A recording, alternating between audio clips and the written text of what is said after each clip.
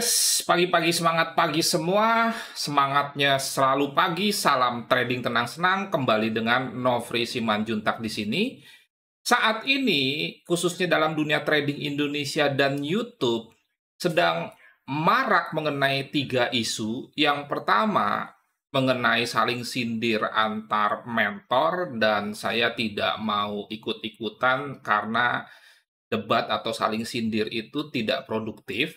Kemudian yang kedua tentang binary option yang sebetulnya sudah cukup lama isunya tetapi kembali marak. Dan yang ketiga ini yang akan saya bahas pada kesempatan ini mengenai robot trading, khususnya mengenai apakah dana nasabah bisa ditarik kembali atau di-WD dari robot-robot trading Forex Gold yang saat ini sedang terjadi permasalahan.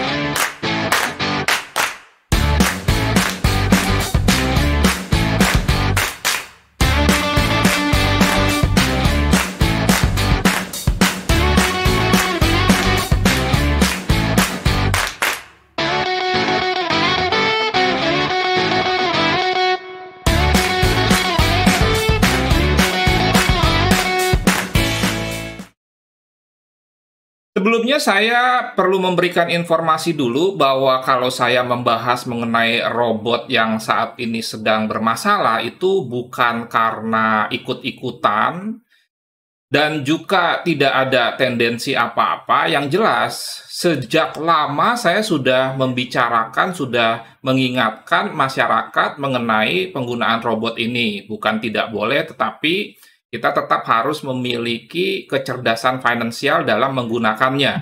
Kalau Anda ke YouTube saya dan Anda misalkan mengetik youtube.com/c/nofrisubman/playlist, Anda akan menemukan playlist-playlist video-video yang sudah saya kelompokkan dan sangat terstruktur, salah satunya mengenai playlist robot trading. Dan kalau Anda klik ini, maka Anda akan ke sini. Di sini ada beberapa video mengenai robot. Dan kemudian bukti bahwa saya sudah menyampaikan materi mengenai robot trading itu dengan benar, bukan sekedar enak didengar. Sejak tahun 2018, tepatnya tanggal 17 Juni, saya sudah mengupload mengenai penggunaan robot, konsepnya, dan lain sebagainya. Dan ada juga satu video sebelum ini, cuma saya belum menemukannya. Serta saya juga pernah menyatakan mengenai robot, khususnya untuk investasi, boleh tetapi harus tetap memiliki persiapan-persiapan yang matang di video ini. Tanggal 26 Februari 2020 saat saya roadshow keliling 32 kota di Indonesia sebelum COVID. Silakan Anda tonton atau dari YouTube Anda search saja robot menurut Nofri Simanjuntak. Oke, sekarang kita langsung ke slide. Saya membuat sedikit slide supaya pembahasan lebih terstruktur. Apakah dana bisa kembali atau di-WD di beberapa contoh robot trading khususnya di Forex Gold yang saat ini menjadi masalah. Oke, yes. Sebelum kita membahas mengenai robot, saya perlu menyampaikan sedikit pengantar mengenai yang disebut dengan broker, karena kita tidak akan terlepas dari peranan broker. Yang jelas broker itu perantara, calo, atau apapun istilahnya yang mempertemukan antara pembeli dengan penjual. Kalau dalam dunia saham istilahnya sekuritas, kalau dalam dunia cryptocurrency exchange, dan transaksi forex itu bisa saja dilakukan misalkan di bank atau di money changer. Konsepnya secara prinsip sama, baik itu online atau juga secara fisik. Kalau kita bicara mengenai broker, itu ada beberapa pembagian. Ini hanya sebagian kecil saja dari jenis pembagian ini. Misalkan pertama, secara prinsip hanya ada 2 broker, yaitu yang dealing desk dan non-dealing desk.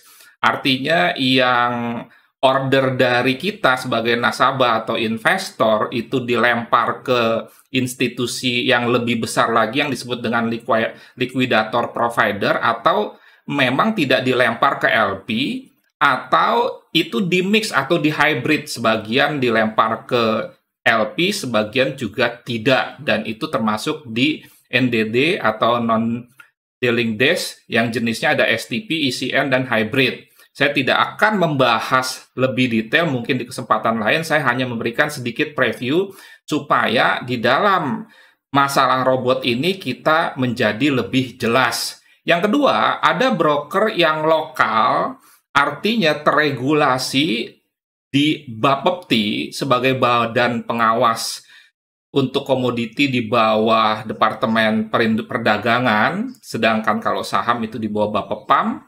Kemudian ada broker luar yang tidak terregulasi Bapepti, bisa terregulasi di Bapepti negaranya masing-masing, bisa juga tidak terregulasi di negara manapun. Kalau broker luar yang tidak terregulasi di Bapepti tentunya disebut ilegal, tetapi belum tentu bodong. Sama saja sebetulnya broker lokal pun dinyatakan ilegal di misalkan Singapura, Malaysia, Jepang kalau memang dia tidak diregulasi di Bapepti setempat. Yang ketiga, ada robot yang mengizinkan penggunaan ada broker yang mengizinkan penggunaan robot, ada juga yang tidak mengizinkan, dan sama. Itu juga ada di broker lokal, ada di broker luar. Kalau kita bicara broker lokal itu masih sedikit, kalau tidak salah hanya 5, koreksi jika saya salah. Dan salah satunya adalah broker lokal yang namanya Finex. Ini salah satu broker lokal yang saya rekomendasikan. Kalau Anda berminat, Anda bisa menghubungi saya nanti. Kemudian juga kita akan membahas mengenai keuntungan apa saja yang diperoleh oleh sebuah broker. Salah satunya adalah misalkan selisih antara harga beli dengan harga jual, itu yang disebut dengan spread. Itu juga merupakan keuntungan money changer, keuntungan bank dalam melakukan transaksi falas, kemudian bisa juga dari komisi, kemudian bisa juga dari biaya inap atau yang disebut dengan swap. Itu 3 jenis omset atau keuntungan dari broker. Sekarang kalau kita misalkan membahas bank, loh apa hubungannya coach dengan broker? Ini ada hubungannya, sabar. Kalau kita membahas bank, itu keuntungannya bisa dari spread falas tadi, bisa juga dari dana yang diputar, yang disimpan di bank tersebut oleh nasabah, kemudian diberikan pinjaman kepada pihak-pihak lain, dan dari bunga pinjaman itulah bank mendapatkan keuntungan. Itu salah satu pemasukan dari bank.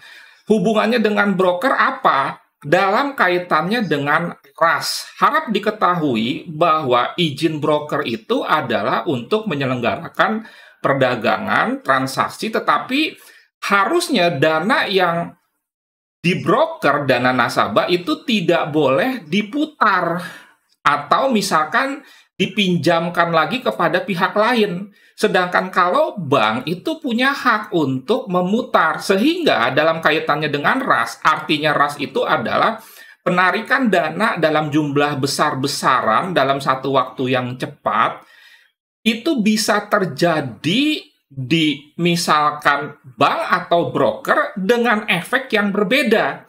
Kalau misalkan terjadi RAS di broker itu tidak mengakibatkan apa-apa karena dana nasabah tidak diputar ke hal-hal lain.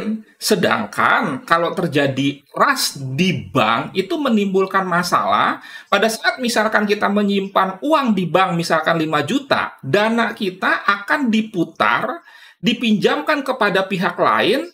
Kemudian pihak lain itu diberikan waktu untuk mengangsur atau mencicil. Sehingga kalau misalkan ada pihak-pihak yang menyimpan dana sejumlah 1M, kemudian 1M itu dilempar ke market, maksudnya diputar oleh bank, maka dana itu jika misalkan ditarik tidak ada.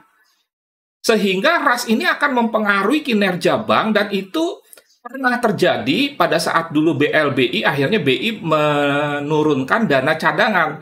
Jadi, efek keras di bank dengan di broker itu berbeda. Pada broker harusnya tidak mempengaruhi kinerja broker, pada bank pasti mempengaruhi kinerja bank. Kenapa? Karena sekali lagi dana itu diputar oleh bank, sedangkan di broker itu tidak boleh diputar setahu saya dan seharusnya seperti itu. Jadi cukup pembahasan sekilas mengenai broker supaya kita paham dulu dasarnya, dan ini nanti berkaitan dengan sekali lagi apakah dana dari nasabah yang menggunakan bot bisa di WD atau bisa ditarik kembali.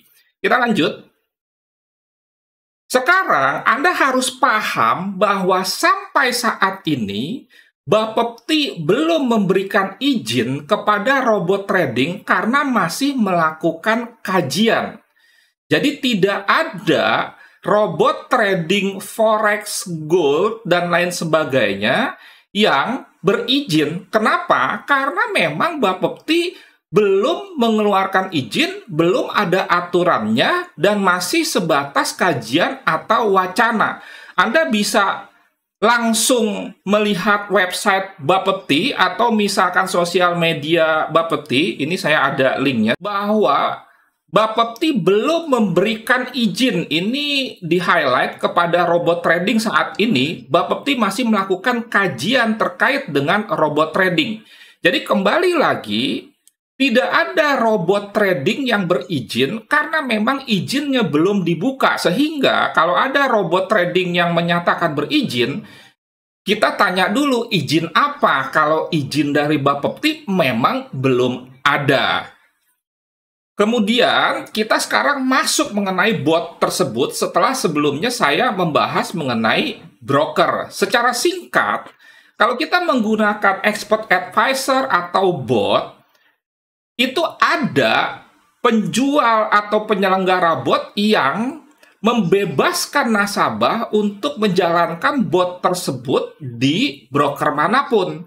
Sebaliknya, ada juga produsen robot yang menentukan bahwa kita bisa menjalankan robot tersebut di beberapa broker saja. Dan biasanya, kalau produsen robot yang mensyaratkan menjalankan robot di broker-broker tertentu melakukan kerjasama tentunya dengan broker tersebut. Problemnya adalah kerjasamanya itu dalam bentuk apa dan brokernya itu kira-kira aman atau tidak. Sekali lagi, jika kita tidak bebas menjalankan robot tersebut di broker manapun atau di broker yang kita inginkan. Ini perlu diperhatikan. Kemudian juga biasanya tidak semua kalau mensyaratkan di broker tertentu ada selisih kurs. Sekali lagi tidak semua, silahkan Anda cek dulu. Dan selisih kursnya ini lumayan besar. Inilah yang sebetulnya menjadi perhatian instansi pemerintah dalam hal selisih kurs ini. Misalkan kalau kita depo itu dihitung 15.000 kursnya $1, tetapi jika kita WD hanya 13.000, jadi ada selisih 2.000, dan 2.000 itu merupakan biaya buat kita serta keuntungan buat biasanya ada yang disebut dengan exchanger. Dan kalau robot itu menggunakan sistem MLM, biasanya lagi exchangernya ini diselenggarakan oleh leader-leadernya. Jadi ada keuntungan tersendiri dari exchanger dari selisih kurs tersebut. Dan menurut saya ini yang mestinya tidak boleh. Harusnya selisih kursnya itu sesuai dengan normal saja, seperti misalkan kita melihat selisih kurs di bank atau di money changer tidak sampai 2.000 atau bahkan 3.000. Nah, kemudian yang lain yang perlu Anda perhatikan adalah di dalam memasarkan robot tersebut ada janji pasti profit nggak? Kalau ada janji pasti profit, jelas ini tidak benar, mengingat yang namanya investasi, yang namanya trading, tidak ada janji-janji pasti profit, dan itu benar-benar dilarang. Kemudian adakah yang disebut dengan flexing? Apa itu flexing? Nanti akan saya bahas detail mengenai binary option dalam kaitan dengan flexing. Tapi paling tidak yang namanya flexing itu seperti pameran kemewahan dengan tujuan-tujuan tertentu. Tujuan tertentunya misalkan membuat orang tertarik dengan informasi yang minim yang menggambarkan bahwa produk yang ditawarkan ini akan membuat Anda seperti saya yang memiliki mobil mewah, rumah mewah dalam waktu cepat dan mudah. Ini yang jadi problem kalau misalkan flexingnya untuk hanya sekedar pamer-pamer saja sih mungkin nggak ada masalah. Yang jadi permasalahan adalah tujuannya mempengaruhi orang untuk join. Oleh karena itu kita harus punya filter. Kalau bahasa saya, pameran-pameran kemewahan seperti itu bukan memotivasi, tetapi malah memprovokasi, khususnya orang yang tidak memiliki filter.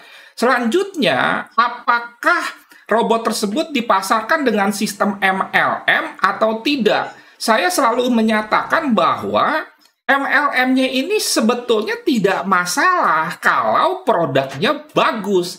Yang jadi masalah, robot-robot yang beredar ini tidak bagus sehingga sistem MLM-nya yang disalahkan. Padahal sistem MLM ini netral. Kalau memang produknya bagus, maka dengan metode penjualan apapun sebetulnya tidak ada masalah sejauh mengikuti regulasi. Yang jadi problem adalah mengikuti regulasi sekalipun kalau ternyata tidak bagus. Misalkan robotnya tidak profit dan bahkan menimbulkan yang disebut dengan margin call. Kemudian juga kalau dipasarkan dengan MLM, Anda harus tahu personal-personalnya, jajaran direksinya, dan lain sebagainya. Kemudian yang ketiga, apakah dia berbentuk software di mana kita bisa melakukan update atau merubah setting? Tidak harus berbentuk file sih, yang penting adalah kita bisa merubah settingan-settingannya. Untuk itu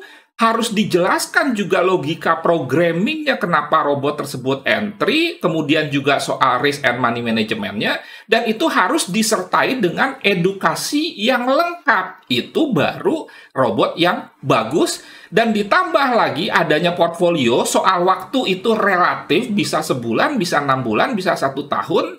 Kemudian robot ini harus jelas berjalan di instrumen investasi apa. Apakah yang tidak menggunakan leverage, misalkan spot pada kripto, dan menggunakan leverage 1:100, 1:200 pada forex gold online? Apakah satu arah atau ini dua arah? Karena ini penting. Kalau kita menjalankan sebuah robot, dan saya tidak merekomendasikan di instrumen investasi yang ada leverage-nya, berarti berlaku yang disebut high gain, high risk.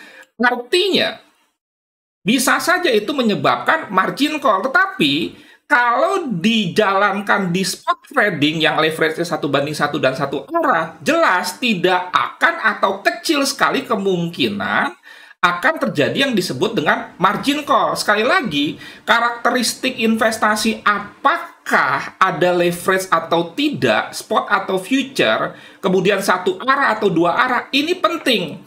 Semakin dia ada leverage-nya, berarti resikonya semakin besar, walaupun disertai dengan reward yang besar. Oleh karena itu, sadar diri, kita levelnya di mana? Menggunakan leverage untuk robot tersebut atau tidak menggunakan leverage. Jelas tidak menggunakan leverage, konsekuensi risk-nya menjadi lebih aman karena kecil sekali kemungkinan margin call. Sementara kalau menggunakan leverage, bisa terjadi margin call. Kemudian apakah sewa atau beli? Kalau sewa mungkin karena ada tiap tahun pembayaran, ada updating, dan biasanya kalau beli sudah pasti lebih mahal dibandingkan dengan sewa. Itu sekilas mengenai robot. Kita sekarang lanjut, bagaimana dari sisi kita investor di dalam menggunakan robot tersebut. Jadi tadi bahas broker, bahas robotnya, sekarang bahas kitanya. Kita harus memiliki mindset yang benar bahwa tidak ada duduk diam dapat duit dolar. Tidak ada yang langsung mendapatkan uang besar cepat mudah. Itu ada prosesnya. Itu salah satu contoh dari mindset. Kemudian juga Anda harus memahami risiko dan money manajemennya. Kalau instrumen investasi ini risikonya apa ya? Kemudian kira-kira kalau kita bicara lot, berapa lot ya? Perlu atau tidak menginput stop loss, dan kita perhatikan robot ini menggunakan stop loss atau tidak. Kemudian juga apakah robot ini cerdas di dalam menghadapi sebuah situasi yang tidak sesuai dengan harapan. Ada juga yang disebut dengan time management, bahwa segala sesuatu ada masanya. Kita tidak bisa instan tiba-tiba langsung profit. Dan terakhir, pahami juga metode-metodenya berkaitan dengan logika programming itu robot. Apakah dia scalping, swing, atau day trading, apakah dia single position, apakah averaging. Dan averaging ini mestinya jauh lebih aman diterapkan di market yang tidak mengandung leverage. Kira-kira seperti itu. Dan sedikit informasi, kalau Anda ingin belajar lengkap, Anda bisa mengikuti coaching trading tenang senang, yaitu pada tanggal 7-21 Februari jam 7-9 malam, 9 sesi, menggunakan Zoom. Anda bisa WA saya jika berminat, 0811992989. Kemudian materinya itu terdiri dari pondasi, teknikal, fundamental, sentimental. Ini semua bisa Anda perhatikan, bisa Anda foto. Dan ini ditujukan kepada pemula yang baru masuk dunia trading. Termasuk kalaupun Anda menggunakan robot, Anda tetap harus paham. Yang membedakan adalah pelaku tradingnya, tetapi soal tingkat pemahamannya, Anda juga harus paham soal-soal tadi seperti pondasi, kemudian juga analisa teknikal, fundamental, dan sentimental, sehingga Anda bisa melakukan intervensi, Anda paham apa yang dikerjakan oleh robot tersebut. Jangan 100% percaya kepada robot saja, tanpa kita memahaminya dengan baik. Kemudian juga fasilitasnya Anda bisa riset, Anda bisa cicil, dan lain sebagainya. Sekali lagi, milikilah kecerdasan finansial. Sebagai trader, sebagai investor, kita jangan polos. Dan kalau Anda punya pengetahuan dan pengalaman, pasti Anda akan lebih smart di dalam menghadapi penawaran-penawaran yang diberikan dalam kaitannya dengan trading dan investasi. Dan yang jelas, yang namanya oknum ya, penjahat itu dimanapun ada. Di negara-negara lain ada, di Indonesia ada, di instrumen investasi apapun ada, di secara manual atau menggunakan bot juga ada, di soal pengajaran training pun ada, di broker pun ada, baik itu yang baik dan yang jahat. Tugas kita mengetahui mana yang baik dan mana yang jahat. Artinya segala sesuatu termasuk yang tidak benar juga harus kita ketahui, dan itu biasa di dalam dunia apapun, karena ada saja oknum dokter misalkan yang kurang baik, pengacara yang kurang baik. Sama di dunia investasi pun juga seperti itu. Makanya sekali lagi, milikilah kecerdasan finansial terdiri dari mindset, risk, money management, time, dan metode yang benar. Terakhir, kira-kira kesimpulannya seperti apa dalam kaitannya apakah kita bisa menarik dana atau WD dari robot-robot yang bermasalah? Perlu Anda ketahui 4 hal ini dulu, Anda cek dulu. Yang pertama, ini pernyataan, tidak ada robot yang berizin Bapepti sampai sejauh ini video ini dibuat. Saya nggak tahu kalau misalkan sebulan lagi, 2 bulan lagi, 3 bulan lagi, tetapi tanggal 3 Februari ini belum ada robot yang berizin dari Bapepti. Kalau berizin misalkan dari Apply karena dipasarkan dengan metode MLM, bisa saja ada, tetapi sejauh ini belum ada peraturan mengenai izin akan beroperasinya robot forex gold cryptocurrency dari Bapepti.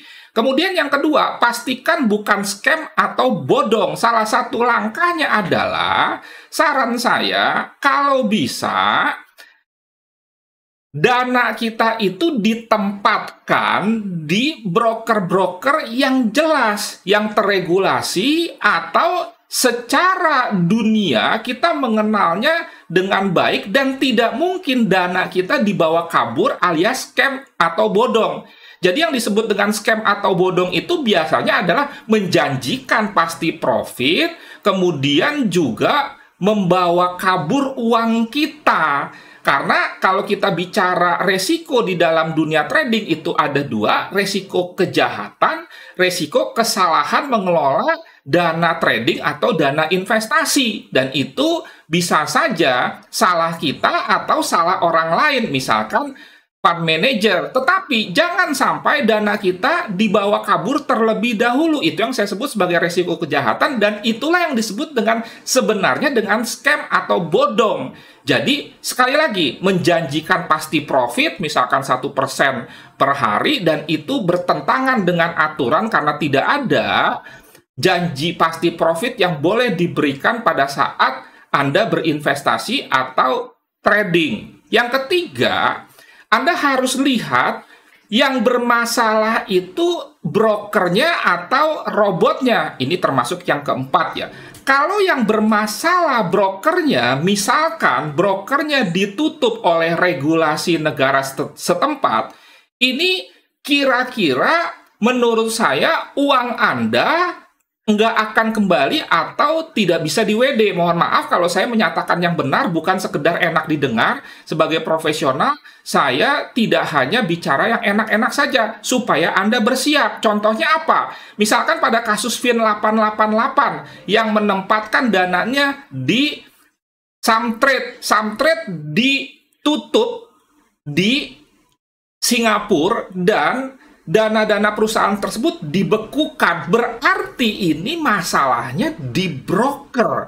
Dan kalau broker bermasalah dananya dibekukan, walaupun ada proses, maka seiring dengan waktu, bertambahnya waktu, kemungkinan dana kita kembali akan menjadi lebih kecil. Saya tidak bilang tidak mungkin, tetapi ini perlu menjadi pertimbangan.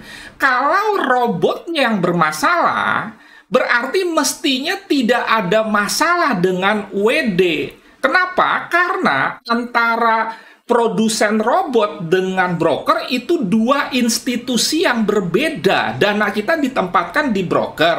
Kemudian robot menjalankan trading dengan dana di broker tersebut, di mana dana yang kita tempatkan di broker yang berhak melakukan WD kan hanya kita. Kecuali, sekali lagi, ada kerjasama antara oknum, saya bilang oknum ya, robot yang nakal dengan broker yang nakal, dan biasanya ini broker-broker yang tidak jelas, seperti kasus Santan Capital atau Markai, itu dibawa kabur, itulah yang masalah. Tetapi, jika brokernya tidak bermasalah, termasuk di luar pun, dana di broker tersebut tidak dibekukan oleh pemerintah setempat, mestinya kita dengan bebasnya bisa melakukan WD atau menarik dana. Karena sekali lagi tidak ada hubungannya dengan robot. Dan kalau dinyatakan adanya aksi penarikan dana besar-besaran yang disebut dengan rush itu menyebabkan brokernya tutup, itu sebuah hal yang tidak masuk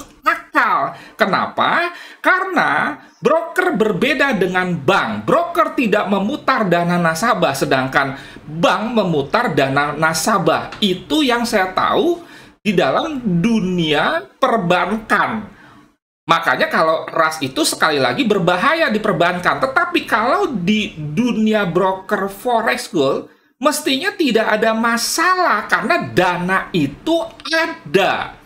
Jadi sekali lagi, untuk menjawab pertanyaan awal kita, Anda mestinya sudah paham brokernya yang bermasalah atau robot yang bermasalah. Kalau broker yang bermasalah, maka dana bisa dibekukan, sulit untuk WD. Kalau robotnya bermasalah, sejauh tidak ada maksud-maksud jahat, sejauh produsen robot tidak bekerja sama dengan broker untuk melakukan hal-hal yang tidak baik, tidak ada masalah sebenarnya dengan WD dan tidak perlu ditunda-tunda. Harus kalau nasabah mau menarik dana seperti kita menarik dana kita dari ATM atau dari bank, langsung bisa, karena itu dua institusi yang berbeda. Sekarang tinggal Anda cek saja apakah produsen robotnya bekerja sama dengan salah satu broker, dan apakah kerjasama tersebut ada maksud-maksud tidak baik. Mestinya kalau semuanya berjalan dengan baik, tidak ada masalah dengan yang disebut dengan penarikan dana atau withdraw. Oke, sekian dan terima kasih. Semoga bermanfaat dan menjadi berkat. Jangan lupa BPJS, bayar pakai jempol saja, dan terutama share supaya masyarakat mendapatkan pemahaman yang benar mengenai permasalahan apakah dana di robot-robot yang saat ini sedang bermasalah bisa ditarik atau bisa di WD. Salam trading tenang-senang, trading yang aman, nyaman, dan menguntungkan. Nofri Simanjuntak.